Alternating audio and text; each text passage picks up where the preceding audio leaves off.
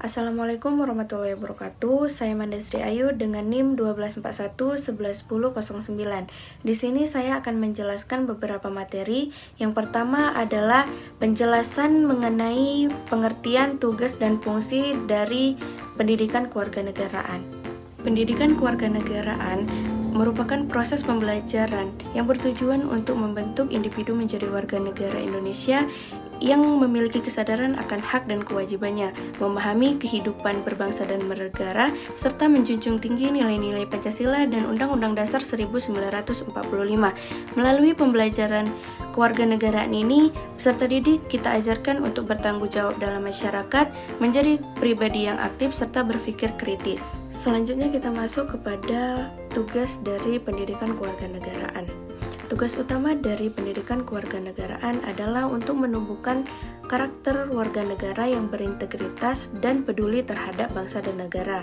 Pendidikan kewarganegaraan ini juga bertugas untuk menanamkan rasa cinta tanah air, mengembangkan sikap toleransi dan demokratis, serta mendorong warga negara dalam berkehidupan sosial dan politik. Selanjutnya kita masuk kepada fungsi kewarganegaraan.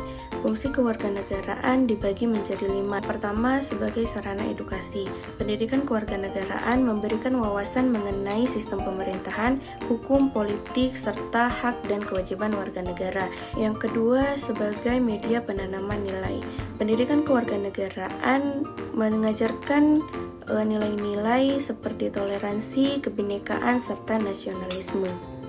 Yang keempat, sebagai pendorong partisipasi. Pendidikan kewarganegaraan memotivasi warga untuk selalu aktif berkontribusi dalam berkehidupan bernegara. Yang terakhir, sebagai pelindung nilai kebangsaan. Pendidikan kewarganegaraan berperan dalam menumbuhkan kesadaran warga negara dalam menjaga keutuhan negara dari ancaman ideologi, serta hal-hal yang bertentangan dengan dasar negara.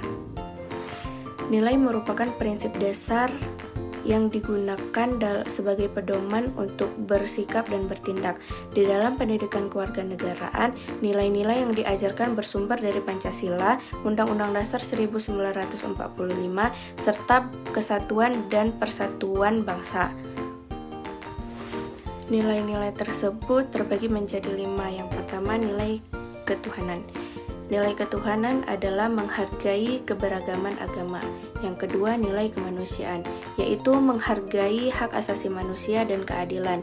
Ketiga, nilai persatuan, yaitu menumbuhkan rasa cinta tanah air dan solidaritas. Yang keempat adalah nilai demokrasi, yaitu mementingkan musyawarah dan menghargai perbedaan. Yang terakhir adalah nilai keadilan sosial, yaitu menjaga keseimbangan hak dan kewajiban serta menghargai terhadap sesama. Selanjutnya, moral. Moral adalah ajaran atau prinsip mengenai baik dan buruk yang menjadi landasan etika dalam kehidupan sehari-hari. Di dalam pendidikan kewarganegaraan, moral sangat penting dalam membentuk karakter peserta didik agar menjadi kepribadian yang jujur, bertanggung jawab, serta berakhlak mulia. Nilai moral ditanamkan sebagai kejujuran, rasa hormat kepada orang lain, kepedulian terhadap lingkungan, serta komitmen terhadap aturan. Selanjutnya, norma. Norma adalah aturan yang mengatur perilaku manusia dalam masyarakat agar terciptanya keharmonisan. Di dalam pendidikan kewarganegaraan, norma berperan penting dalam membentuk disiplin dan tanggung jawab terhadap warga negara. Norma terbagi menjadi 4. Yang pertama itu norma hukum, norma agama, norma sosial, serta norma adat. Yang pertama, norma hukum. Norma hukum adalah aturan yang tertulis dan berlaku secara nasional serta memiliki sanksi hukum. 2. Norma sosial. Norma sosial adalah aturan yang tidak tertulis dan berlaku di dalam kehidupan masyarakat. Yang ketiga, norma agama. Norma agama adalah aturan yang diajarkan oleh kepercayaan masing-masing. Terakhir, norma adat, yaitu kebiasaan yang dikembangkan di dalam lingkungan dan adat budaya. Kita masuk kepada pengertian warga negara. Warga negara adalah individu yang secara hukum diakui sebagai anggota di suatu negara tersebut, yang memiliki hubungan timbal balik seperti berupa hak dan kewajiban terhadap negara tersebut. Selanjutnya kita masuk kepada fungsi warga negara. Fungsi warga negara terbagi menjadi 6 poin. Yang pertama, mematuhi hukum dan peraturan yang berlaku. Setiap warga negara harus mematuhi norma atau aturan yang berlaku di negaranya. Yang kedua, membayar pajak. Pajak adalah pendapatan hasil negara yang digunakan untuk pembangunan dan pelayanan publik. Yang ketiga, membela negara. Setiap warga negara harus ikut serta dalam membela negara agar menciptakan kenyamanan, kedaulatan dan persatuan bangsa. Selanjutnya, menjalankan pendidikan. Setiap warga negara harus mengikuti pendidikan yang telah disediakan oleh negaranya. Selanjutnya, menjaga ketertiban dan keamanan. Setiap warga negara harus bertanggung jawab dalam menjaga ketertiban dan keamanan di dalam lingkungan bermasyarakat. Yang terakhir, menghargai hak asasi dan hak-hak orang lain. Semua warga negara harus menghargai hak-hak dari orang lain tersebut. Selanjutnya kita masuk kepada fungsi warga negara.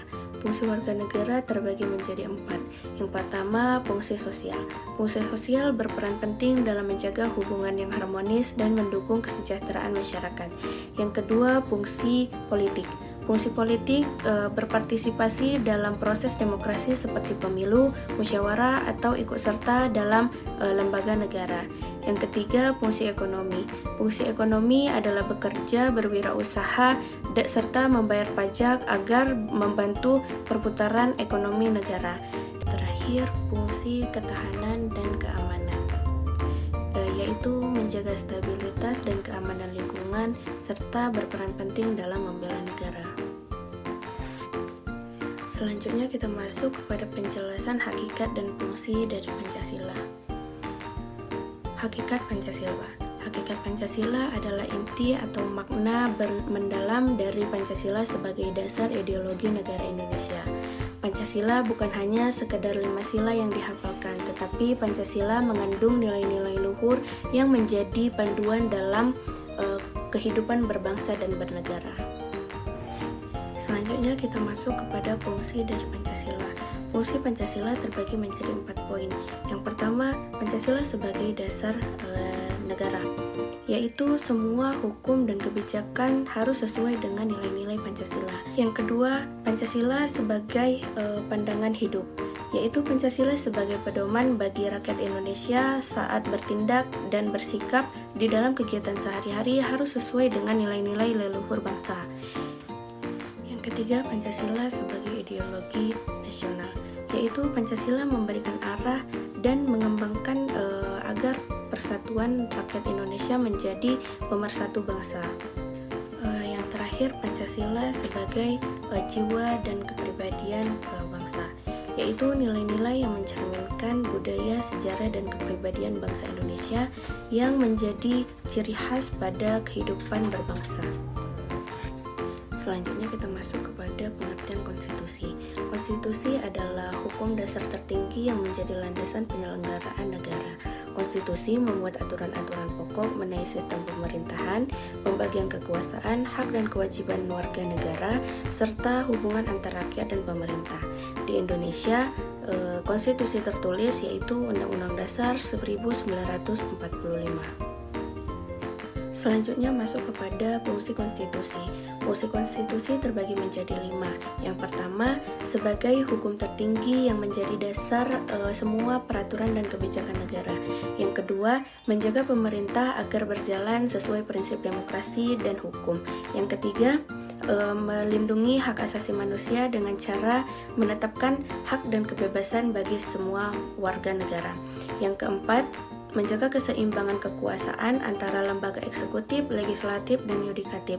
Dan yang terakhir, menjadi alat kontrol terhadap jalannya pemerintah dan pemegang kekuasaan. Selanjutnya masuk kepada tujuan konstitusi. Tujuan konstitusi terbagi menjadi 5.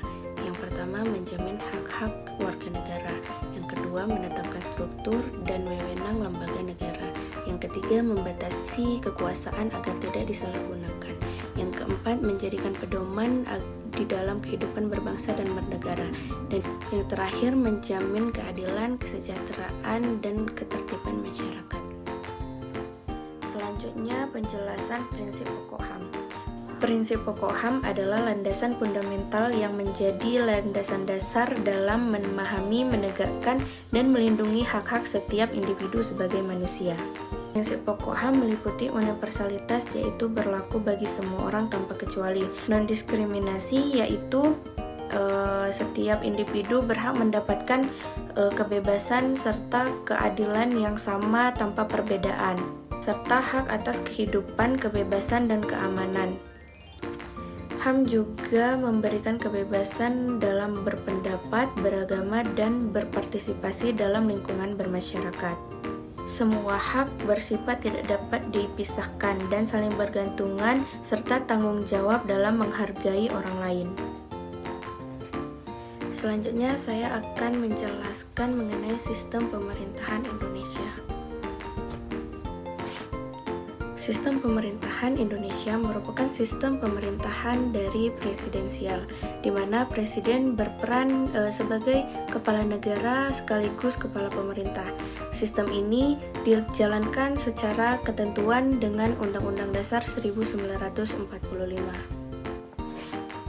DPR memiliki fungsi legislatif yang berdiri terpisah dari kekuasaan presiden. Presiden hanya dapat diberhentikan oleh hukum jika terlanggar hukum berat atau konstitusi. Di dalam sistem ini, presiden dipilih langsung oleh rakyat melalui pemilihan umum dan memiliki kekuasaan eksekutif secara penuh. Presiden tidak bertanggung jawab kepada DPR, melainkan kepada rakyat secara konstitusional. Sementara itu, kekuasaan kehakiman berada di tangan lembaga peradilan seperti Mahkamah Agung dan Mahkamah Konstitusi yang bersifat mandiri. Negara Indonesia juga menjunjung tinggi asas kedaulatan rakyat, negara hukum, serta memisahkan kekuasaan seperti eksekutif, legislatif, dan yudikatif. Selanjutnya, saya akan menjelaskan 4 elemen pendidikan Pancasila pada kurikulum Merdeka. Yang pertama, Pancasila. Pancasila adalah dasar negara, ideologi, dan pedoman bagi bangsa Indonesia. Implementasi Pancasila telah berkembang dari masa ke masa dan akan tetap dijalankan agar relevan dalam kehidupan.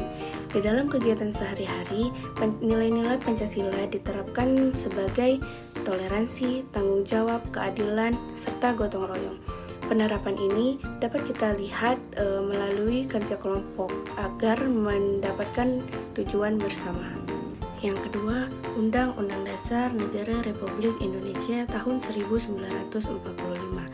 Peserta didik mengkaji konstitusi dan norma yang berlaku dari tingkat keluarga hingga global, agar mampu memahami dan menjalankan hak dan kewajiban sebagai individu warga negara Indonesia. Mereka diajak untuk berpikir kritis agar mampu memahami pelanggaran HAM dan dapat bermusyawarah di dalam lingkungan keluarga, sekolah, maupun masyarakat. Yang ketiga, Bhinneka Tunggal Ika. Peserta didik mengenali dan bangga terhadap jati dirinya sebagai anak Indonesia yang berlandaskan Pancasila. Mereka menghargai keberagaman dan menyadari bahwa mereka sebagai warga negara dunia. Peserta didik mampu merespon kondisi lingkungan secara positif, menghargai kebinekaan suku, ras, agama, bahasa, dan kelompok sosial secara adil dan setara. Yang keempat, Negara Kesatuan Republik Indonesia. Peserta didik mengenali karakteristik dan kearifan lokal, serta menyadari perannya dalam menjaga lingkungan agar tetap nyaman. Dari kepedulian terhadap lingkungan sekitar, tumbuhlah kesadaran untuk menjaga keutuhan NKRI, semangat membela negara dengan tujuan menghormati dan memberikan rasa bangga kepada Negara Kesatuan Republik Indonesia.